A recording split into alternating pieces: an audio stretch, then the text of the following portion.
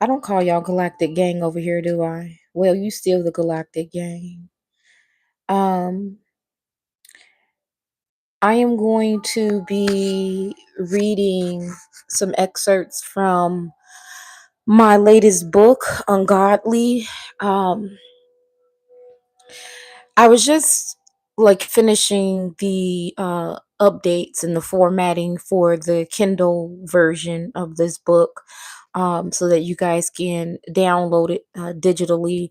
I feel like there's been so many things happening lately, so I was supposed to have this done and ready and available shit probably a month ago or so now, but better later than never at all, right? Before I get into the reading, though, I wanted to say a couple of things that was on my heart as I was finishing the last little bit of touches of this. Um, First of all, I got extremely emotional, which is the same thing that has happened to me before when I finished the book early this year, back in 420 when I released it originally. Um, I got emotional because I realized how much power there is in my words, not just what I speak verbally, but what I write. You know, as someone who has used poetry as therapy, dare I say that? Sure, that's the truth. As someone that has used poetry as therapy since I was a little girl, um, I don't know how I got disconnected from the art, but I hate that I did, because that is truly where I find my strength, and the reason why I'm feeling, I don't want to say overwhelmed, but just a little emotional is because I'm recognizing certain things that I didn't otherwise recognize. But the truth of the matter is I'm very impressed with how far I've come. And, I keep seeing people all over the internet say that, it's your time, it's your time. So people are going to come for you. They're going to come for you. They're going to bring more adversity. They're going to be commenting this and da da da da. Da. And I'm like, yep, okay.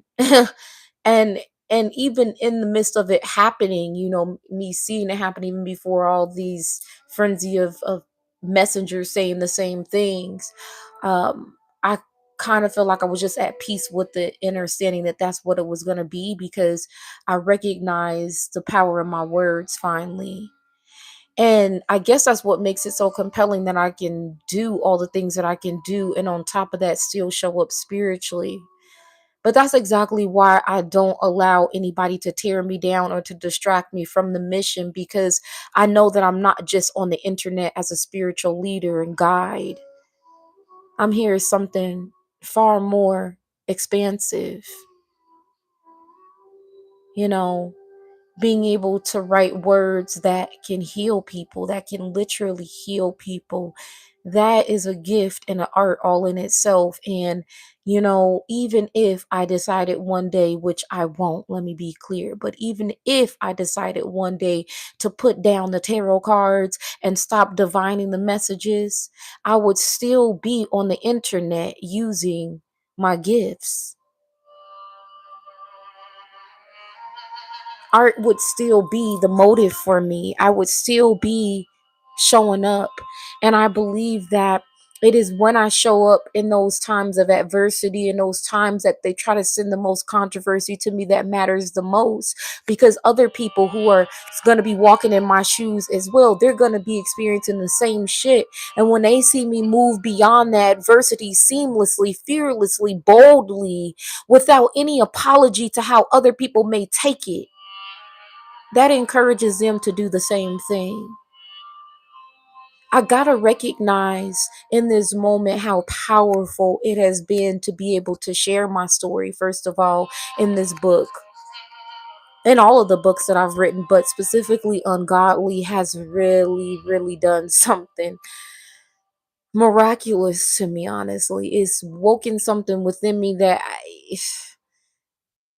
I don't know how I got disconnected from this, like I said, and I guess I do talk about this in the book. I do know how I got disconnected from it. It was from all of the rejection and all of the ridicule, but I also recognize that that is exactly what has propelled me. It is what has pushed me. And so I welcome the adversity. I welcome the people who want to contradict my words and my wisdom. I welcome it all because you know what? I stand in my power and I stand in my truth. And the truth is in the pudding. That's why people keep coming back to get more. Because they know this ain't just some stupid ass Kool-Aid that I've concocted so I can get people to jump on the bandwagon and follow me. I don't give a fuck about none of that shit. Popularity and such. All I care about is making an impact, especially on the ones who've always felt like the underdog, especially for the ones who had to be the lone wolf by force because the people who were supposed to be their default people, their family, their friends, turned their back on them, counted them out, cast them out, disowned them, betrayed them. I do it for the people who know that they were born with a vision. They've always been on a particular path, but there's been consistent adversity that's tried to stop them from that fucking path. I do it because I know that there is somebody out there, a young girl or shit, an older lady who's going to hear my words. And she's going to know that that is her permission to rise in her power too. I show up authentically, bursting with raw truth, because I don't give a fuck who's here to try to stop me. I'm unstoppable. And I'm proud of myself for how far I've come and never let it once harden my heart. I never once became bitter, angry. I've never once treated others how they've treated me. And this is what I admire about myself the most. So I'm going to share some excerpts from Ungodly. And then this Friday, I'm going to be sending out 100 digital copies to various different folks. Okay. Um, some people may be able to get a copy of this book if you drop your email address when I tell you to drop it. Um, and some people can get the book at a later date when I have it available physically again. And I will. I'm just deciding again where I want to offer it at and all of that good stuff. But all in all, this book, it's a motherfucking game changer. And I know that it's a game changer because of the way that it made me feel as I was going over it, editing it. Okay. So, mm, mm, mm. Also, before I get into this, some of y'all may be feeling physical upgrades. Okay. Physical upgrades. I mean, spiritual upgrades. You may be experiencing spiritual upgrades, which is causing an impact on the physical body. Your physical body may be feeling a particular way because you need to eat clean, you need to eat pure. Some of y'all have certain DNA that prevents you from indulging in certain things that other mortals can indulge in without having any type of reactions and whatnot. Your stomach may be extra sensitive to certain things because I know mine is definitely sensitive, and I haven't even eaten anything crazy. It's just what I did have earlier, it was too much for my tummy. My tummy is reminding me, hey, hey, hey, hey, hey, not too much, Bookie. But let's go ahead and get into it.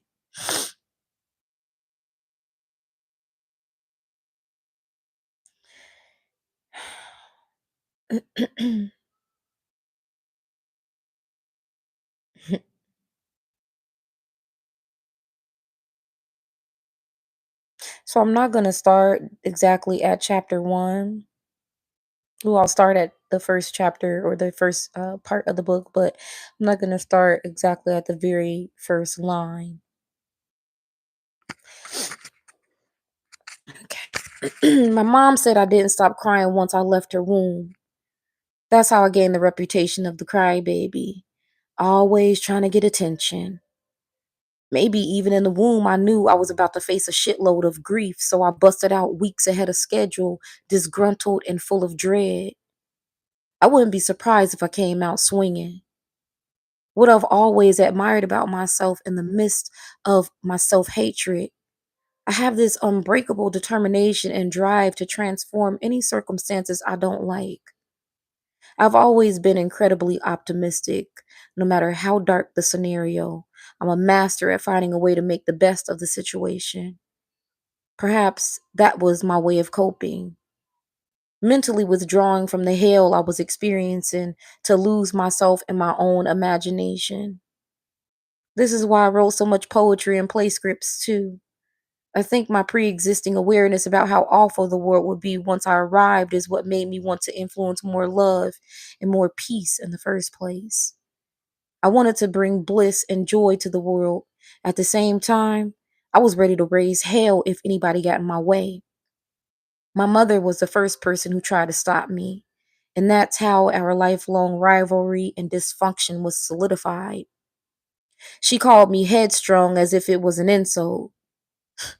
Teenage me ate those words with satisfaction.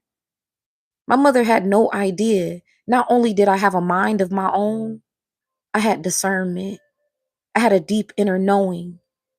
Whether I was appointed or I volunteered as tribute, I'm still not totally sure. But my birth signified the beginning of a massive shift. I think my mother felt it too. Maybe her resentment toward me was ignited the moment she laid eyes on me.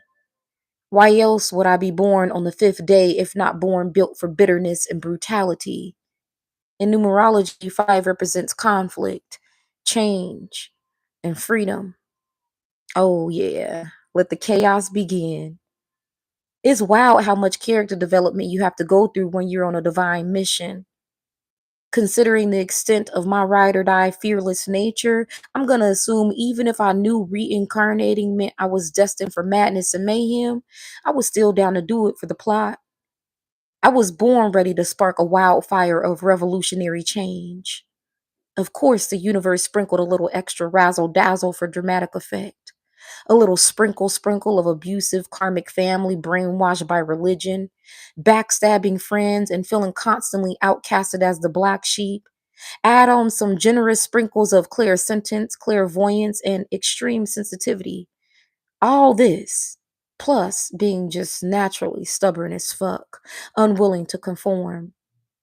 Welcome to the world, little lone wolf. How does it feel to be an heiress to a lineage of curses and suffering? Wait, is this normal? My chosen bloodline had a long history of loss, abuse, abandonment, addiction. How could I prepare myself for dark family secrets, psychological warfare, and generational curses? I was born into a family plagued by hundreds of years of tragedy, injustice, and rage. I wasn't born just to break their curses. I came to earth as a catalyst for worldwide transformation. I am here to shine light in the dark. And now I understand why I've been notorious for trying to save people. Good thing in this book, I finally saved myself. Okay.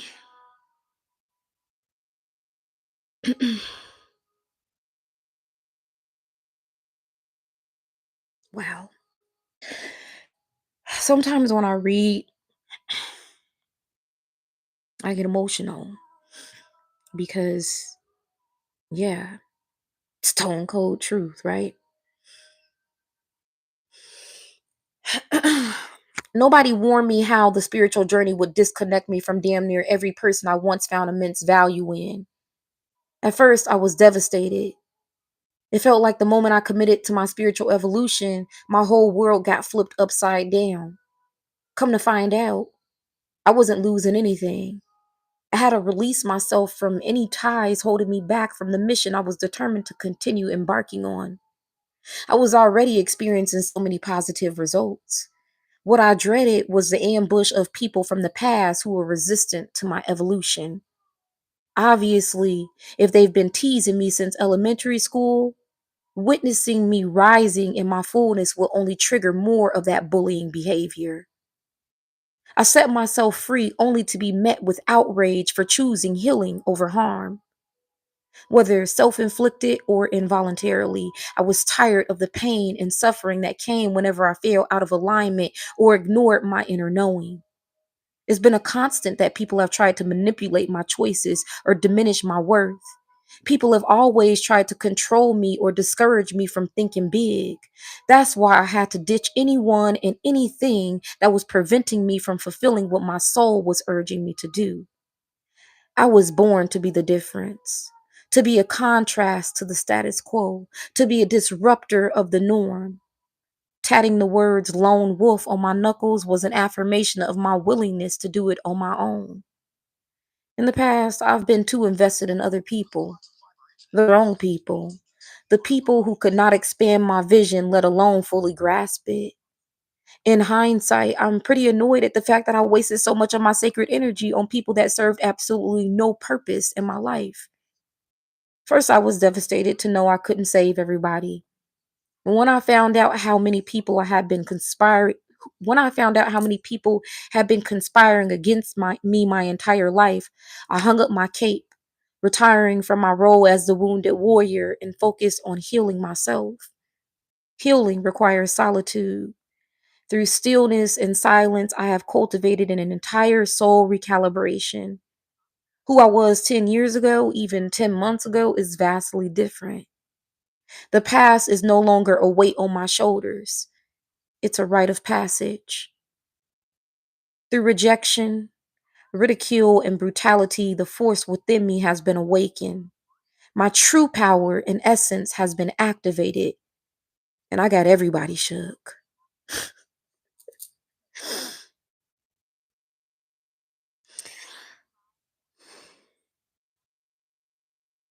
I'm gonna read two more passages and then I'm gonna end it and drop a link for a digital copy.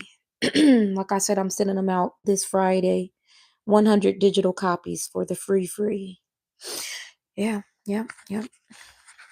Everybody ain't gonna get one, but those 100 people, they're gonna be people who can actually do something with my words, my truth. In the church, they call it anointed. In spirituality, they call it gifted. However, you may define it, I think it's obvious that it's in me, not on me. My intuitive gifts used to make me so uncomfortable. Now I couldn't imagine my life without them, especially since my intuition has literally saved my life on more than one occasion. To be so real with you, even though I've been giving people free advice for years, it's still astonishing to me that I'm really living this life as a spiritual advisor. People really hire me to use my clear sentence and clairvoyance to contact loved ones, gain clarity and direction, and find closure. I can brag about my accolades and professional accomplishments, but what gives me even more satisfaction is change. Leading people to breakthroughs, guiding them through transformation. This gives me the greatest sense of satisfaction. I never could settle on what exactly to classify myself as since mediumship is the foundation of my gifts, but others seem to be curiously prevalent too. The dead have always been talking to me. As a little girl, I wasn't afraid, and I'm definitely not afraid now. My discomfort was more about the premonitions and the dreams, that overpowering feeling in my gut alerting me to danger or hidden truth. Once that alarm goes off, without any explanation or physical implications, I just know something's about to happen. That's when I paid attention the most. The part that bothered me was the familiarity of it all. The energy felt suspenseful. It made me feel anxious. My dreams made me nervous too. First of all, they mostly seemed to be about future versions of me and the people I was in my other lifetimes. Ain't no way I could know that at 5 years old. I just knew every time I went to sleep, I was paranoid of what I might see. A reoccurring nightmare of that sea blue eyed guy who creeped me the fuck out. Maybe the one where I constantly end up on the same cliff and fall off. The same cliff I saw while living in Hawaii in 2019. Why were scenes from my dreams showing up in my real life? That would make you a bit paranoid sometimes, especially as a kid. You know how they say some people have to grow into their looks? Yeah, I had to grow into my gifts. I had to gain experience with consciously utilizing my intuition to gain deeper understanding of myself. Once I started trusting my intuition and receiving positive results, I just started trusting myself all the time. I stopped letting people get in my head and gaslight me into believing I'm being too deep, I'm being too paranoid. And speaking of getting in my head, I always had my mind on writing, poetry, and sewing clothes. There were times when I would tease myself with the idea of preaching like the pastors I despised in church. I would imagine myself standing at a podium delivering uplifting messages to the crowd. I even thought about opening my own cafe one day. That was ignited when my oldest brother and I would role play our adult lives, and I was always the one thinking about food, talking about, let's go grocery shopping. You remember those easy bake ovens? My sister got one of those for Christmas one year, and I was so jealous. I would always ask her to let me play along with her just so I could see what it was like to cook. Even if it was just a toy, it stimulated my imagination. That was exactly the reason why I became fascinated with fashion, though. Watching my grandma sew was intriguing to me. She had at least 20 different pair of polyester pants in different colors and shades with matching tops. I was always so impressed by her. My grandma was gifted, sweet, kind, and compassionate. Her hugs made you feel safe and protected. She was just a little over 5 feet with her subtle limp from the stroke she had when my mother was a teenager. When I thought about my life as an adult, I wanted to make my grandma proud even more so than my mother. My grandma was impressed by my playwriting and poetry, so I knew that would be the thing I was known for. So, how did I go from a writer and designer to spiritual practitioner? That still sounds surreal when I say it out loud. Anybody that has ever known me at any chapter of my life knows me and fashion go together real bad. My financial status ain't always matched the rich and mysterious antisocial socialite inside my head, so I have never really been able to take my fashion enthusiasm full throttle. However, I know one day I shall slay to my fullest potential. Just wait. As much as writing has always been my therapy and fashion my favorite escape, somehow my spiritual journey has begun to eclipse what now feels like side passions. When I told my mother I was going to change the world as a kid, I meant that. The work I've devoted my life to, helping people heal, grow, and prosper, is a reflection of the pain and tragedy I've turned into power. Choosing to heal myself and build a legacy of wins is what reunited me with my gifts in a new way. I've been in the game since 2018, but look at all the hell that brought me here. You would think there would be an easier way to get me to remember who the fuck I am, but I guess trauma and agony are the most compelling. Well, it got me to write this book and the four others I published before this, too. Doesn't that kind of add a silver lining to all the madness? So what? I almost lost my life on more than one occasion. At least I lived to write about it.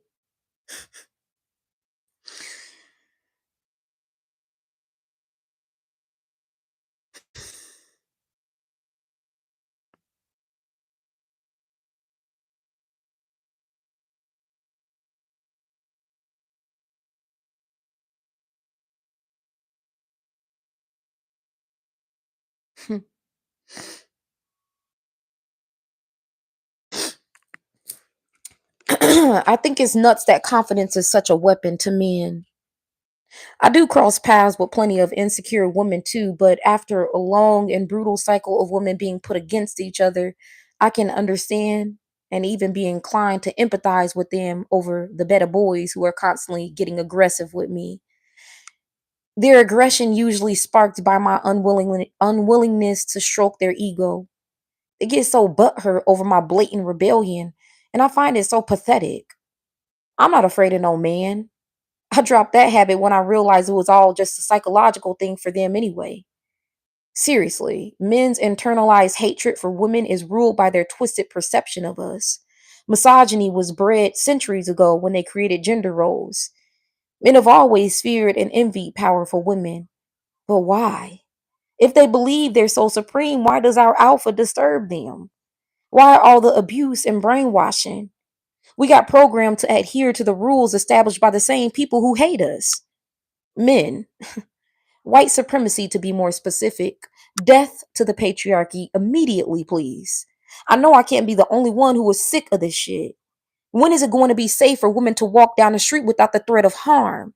When will women be recognized for the balance we bring to the world? When will the divine feminine reign supreme again? I didn't become the mystical misfit by chance. I've been defying the rules and challenging the status quo since I was knee high to a grasshopper. When something don't make no sense in my spirit, I can't play alone. Expressing my rebellion was never something I was scared to do. Even if it's me against everybody, I'm always the fire starter when it comes to what's right and fair, which is why I recognize how I too am the problem. The kind of problem that sparks a revolution. People don't like my brutal honesty. At the same time, they recognize how necessary it is. Too many puppet masters, even more willing puppets. No thanks. I'll continue standing confidently and true to who I am. If it makes people uncomfortable, that's a them problem. I would rather call men out for their bullshit antics rather than be nervous, fake smile, and risk being victimized again. I'm confident as fuck, especially around men, especially the ones that puff their chest out and look the most dangerous. Those are the ones I feel tallest around. It's a spiritual thing.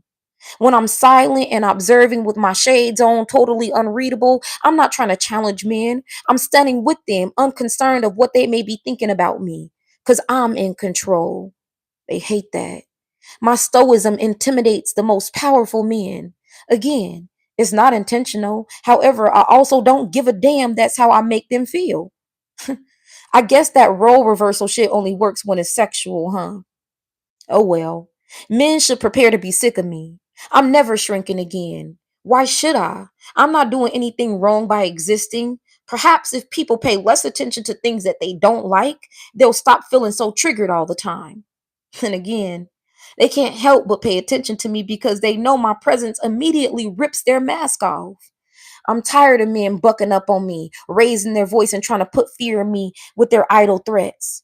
The more angry a man is around me, the more obvious it is to me that he wants to fuck me.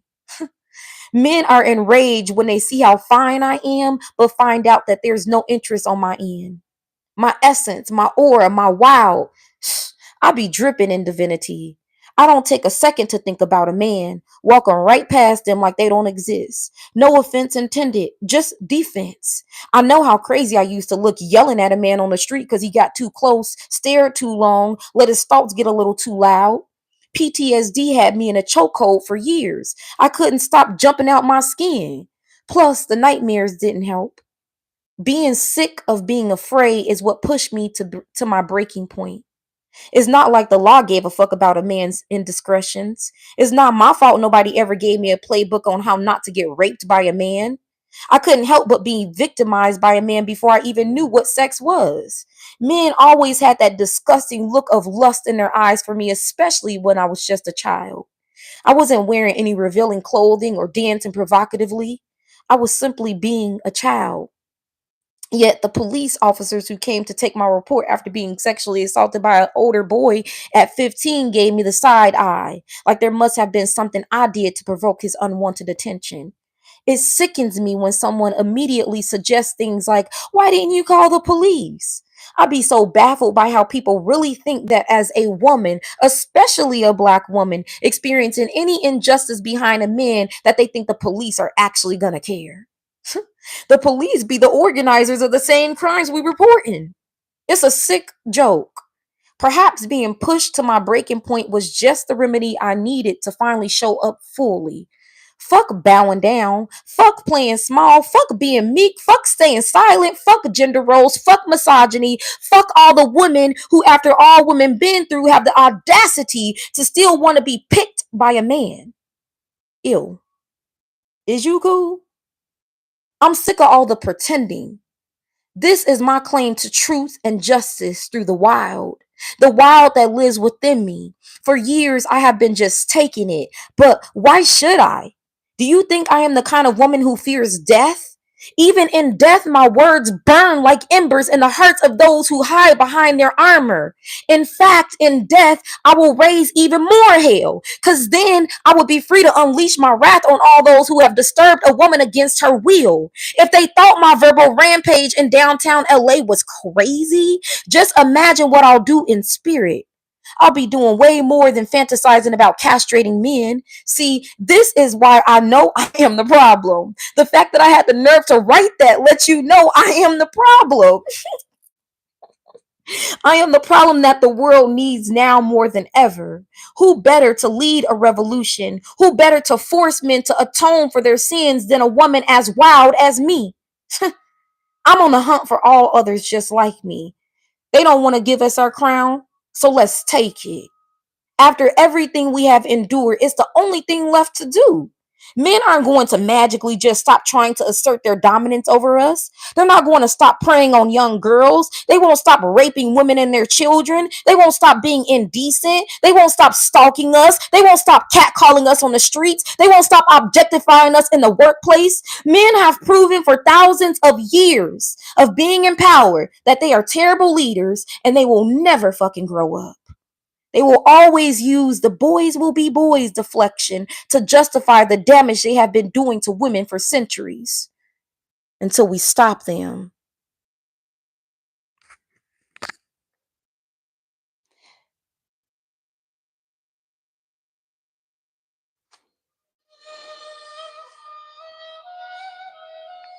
Ungodly. You could get a digital copy if you're one of the 100 on Friday, or you can get a digital copy when I make it available on Kindle next week. Not this week, coming up next week. Okay. This Friday, the 100 copies will be sent out. Next week you can get a digital copy on Kindle, or you can get a print copy.